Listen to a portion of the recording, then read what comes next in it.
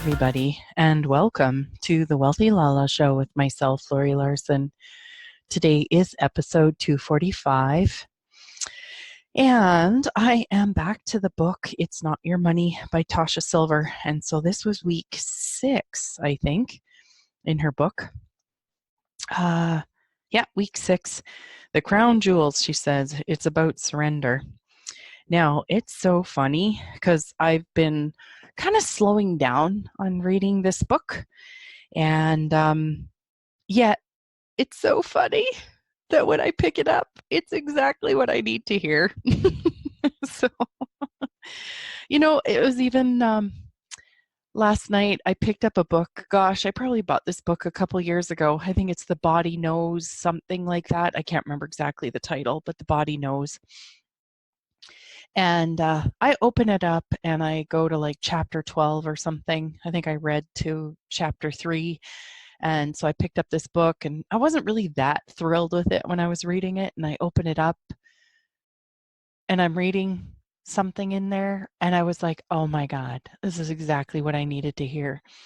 Now, I don't know if you guys know this, but this journey with me, with my body, has been an adventure. It's been a journey. And one of the things I read last night was that when you start to really listen to your inner voice, and he talks about it in his book. Like I said, I can't remember the book. It's in the bathroom. I'm not going to go get it right now. So if you're dying to know, send me a message. But he talks about really listening to your inner voice, like your inner feelings, like what's really going on, like really sitting with yourself. And if you're a person like myself, like, most of us, right? Most of us, because our parents didn't know, our society didn't know, that's really good information, that our bodies, our feelings, our awarenesses, our thoughts, feelings, and emotions are all really good information. And they're work withable. we can work with them.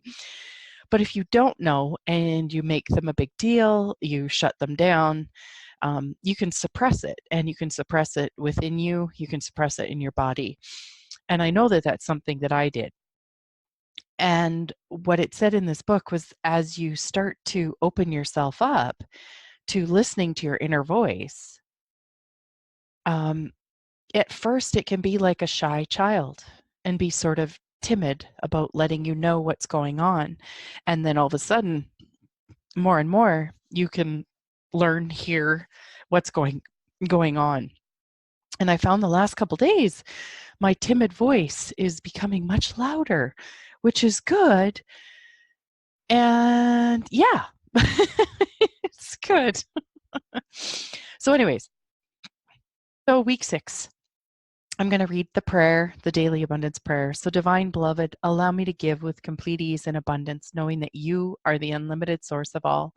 Let me be an easy, open conduit for your prosperity. Let me trust that all my own needs are always met in amazing ways, and that it's safe to give freely as my heart guides. And equally, let me feel wildly open to receiving. May I know my own value, beauty, and worthiness without question. Let me allow others the supreme pleasure of giving to me. May I feel worthy to receive in every possible way. Change me into one who can fully love, forgive, and accept myself, so I may carry your light without restriction. Let everything that needs to go, go.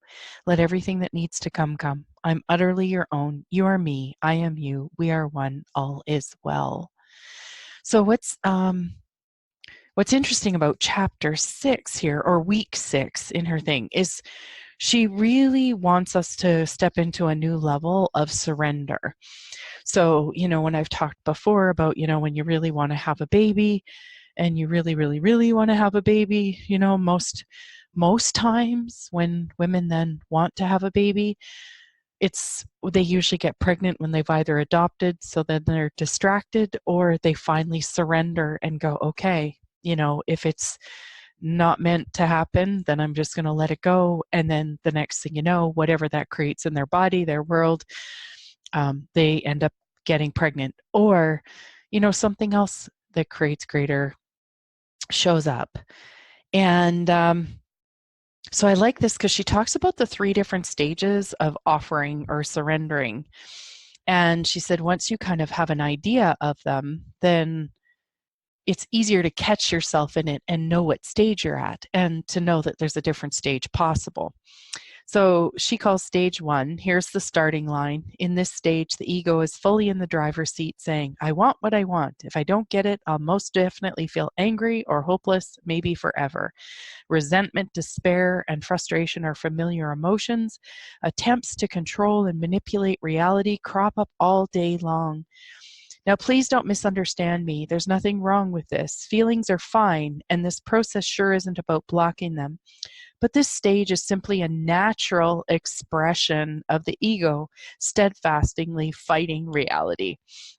And here's what's funny. You could be a rock star with 10 million Instagram fans and still be smack at stage 1. You could even be a yoga star with groupies everywhere and, yep, stuck like glue in stage 1. Because the whole world might be worshiping at your feet while in a way you're still a slave to your own desires. Whew, okay. So stage 2. Here's the awareness of offering becomes here the awareness of offering becomes intellectual. You learn about surrender and inviting the divine to lead. Often this stage unfolds from this sheer exhaustion of not getting your desires. You start trying to turn things over. However, the small self still firmly rules the roost. This stage is the trickiest because you can convince yourself that you've surrendered, when in fact, that ego is simply using offering as a strategy to get what it wants. For example, I'll offer my money to the divine so I can become rich. You know you've moved to the next stage when you're no longer attached to the outcome. I'll give you an example. I was talking to a friend who is quite familiar with these concepts. She complained, I've got so many decisions to make right now. I feel like my head's going to explode. Everything's coming at once. I know exactly what that feels like, I agreed. But you know what? Offering. What if you made a list and one by one gave each burden back to God and, for those of you, divine source, universe, whatever you would like to call it? She rolled her eyes and waved her hands at me and said, oh, yeah, I know all about offering. No, I persisted, perhaps annoyingly. You know the idea of it, but you're still thinking you are the one who carries it all.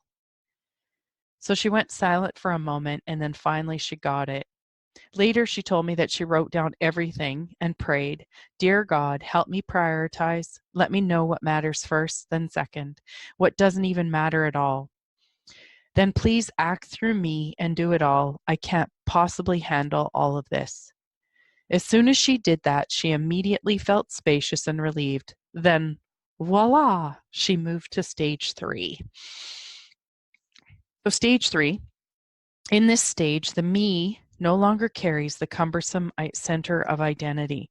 Everything that needs to happen starts to happen without you consciously doing.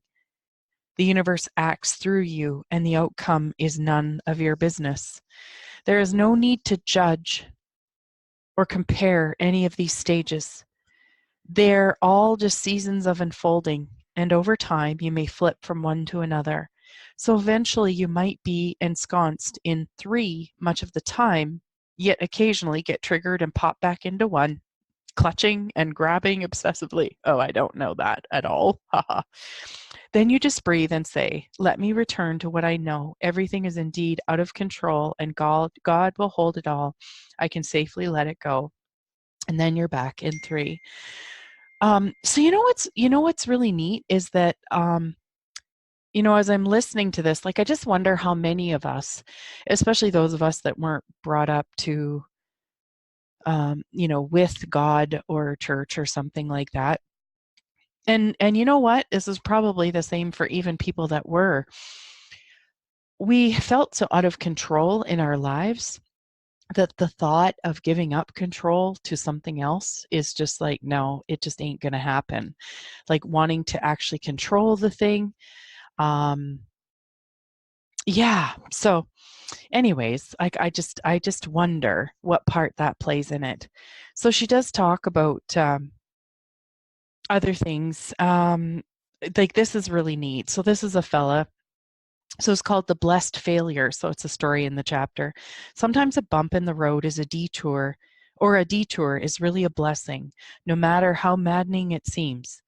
So once during a huge, glorious storm, I ducked into a ceramics shop in Berkeley. So this is in California. As the rain pelted, I ended up in a conversation with the owner. He told me that years ago he had 3 galleries and was super, quote unquote, successful. He was so busy he worked from 6 in the morning till 11 at night. Then the Big Bay Area earthquake of 1989, one of his shops was destroyed, and people commiserated. Man, what horrible luck, how sad. But he noticed how with 2 stores rather than 3, he only worked from 8 until 7. His life was simpler. A few years later, massive fires came into the Oakland Hills, and his second location burned to ashes. At that point, a friend said, "Dude, I've never known a nicer, sweeter guy who's been more cursed. Bad luck follows you like a love-starved puppy." But the owner said, grinning, "Who really knows?" Because finally, with only one shop, his hours were 9 to 5, something he'd never even imagined. Of course, by then, he had less money and needed to sell his large home, but his wife and kids were so thrilled to finally have time with him that no one cared much. They moved into a smaller place and became a real family for the first time. "So was it bad luck or good?" he asked me. I smiled and looked outside, and a faint rainbow hung over the horizon. So how many times are we like so attached to an outcome and an expectation of the way we think something should be, that in that it doesn't allow us, like without us being able to actually surrender, we're not able to actually see what's actually really true and possible for us. And I remember towards the beginning of this book, like she talked about it, we're not all meant to be like say a Jim Carrey or a Will Smith, where we're making tens of millions of dollars, like on movies and stuff like that. Like some of us we're, like for lack of a better word, meant to be what would be considered and a boring stay-at-home housewife or something like I consider myself to be right now, right?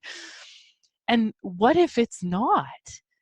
And when I talked in that show the other day, about the kindness diaries, how our contribution is all different. And this endless, like I know some people in my life who are just endlessly looking for what they're missing. If I would have done this, I would have that. And if I would have did, oh, I wish I would have had that. Or they'll talk about other people and be like, "Oh my God, this person has that." Like it's like their life is lacking. Now, I've totally done the same freaking thing myself. And I get that there's probably areas that I'm still doing it where it's still subtle, where it's still subtle that I'm choosing this. So, yeah. And it was interesting too, because there was another story in this chapter where orange is the new black. So I don't know if you guys know Uzo Aduba. She was the crazy eyes lady in Orange is the New Black, if you've seen it, anyways. But she kept trying to be an actress, kept going to auditions, going to auditions, going to auditions, and it just seemed like it wouldn't work. So finally, she just, on the subway home from an audition that had failed, she prayed it up for a clear sign to quit acting and head to law school. She surrendered fully. Now that's the key, is it's like I get when she talks about the stage 1, 2, and 3. Like stage 2 is the still holding on and surrendering, but the stage 3 is really surrendering, like really, really, really letting it go. And what would it take? Ask the universe, God, source, divine to support you with it, to assist you with it, okay? If it feels beyond what you can do yourself. Anyways, 45 minutes later, after she had surrendered and got into her apartment, she got a phone call and she ended up getting the part of the crazy eyes in the TV show Orange is the New Black. So that, Here's one of, there's a couple of little prayers that's on here. Allow me, divine, to offer you my deepest longings, trusting you to know exactly how to handle them. Lead the way and free me from my chains, and please let me know my own wholeness and freedom most of all. And then there's, let's see here. Oh, and this is kind of cool. So a lady, she says, or no, I'll just say the prayer because I'm getting close to the end here. Allow me, divine, to move with the flow and respond with calmness and peace. I am yours, you are mine, we are one, all is well. And then offering equals surrendering. As we discussed, surrender often gets confused with passivity, or even hopelessness. But it's simply the release of attachment, whether to the $500 or for a car payment, the partner you can't live without, or the baby you feel you must have. You simply cannot fully offer without surrender. You give the longing to love. In a sense, you say, help me trust that all deepest needs will be met. Let me enter this path of freedom. Even my deepest attachments, I give you. Let me trust, or I give to you. Let me trust you. Have a plan, and the right actions will come. You are my source for all. Help me trust that all deepest needs will be met. Let me enter this path of freedom. Even my deepest attachments I give to you. Let me trust you have a plan, and the right actions will come. You are my source for all. So I wish you the best.